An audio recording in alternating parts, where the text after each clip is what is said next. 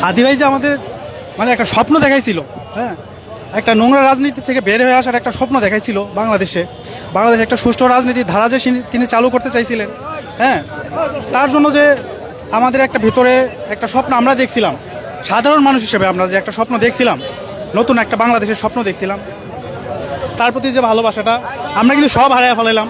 আমরা হাদিকেও হারাইয়া ফেলাইলাম, সেই সাথে তারে যে গুলি করলো সেই খুনিরও আমরা হাত ধরতে পারলাম না।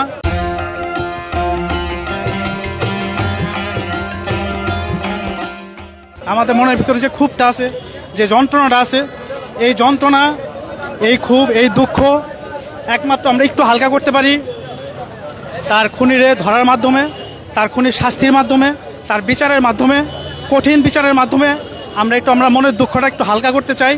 হ্যাঁ, আমি আমার ভাগ্নিদের সাথে করে নিয়ে আসছি, সে দেখুক, সে শিখুক কীভাবে লড়াই করতে হয়, কীভাবে ইনসাফের জন্য লড়াই করতে হয়, কীভাবে অধিকার আদায়ের জন্য লড়াই করতে হয়, তার শেখার জন্য, দেখার জন্য নিয়ে আসছি।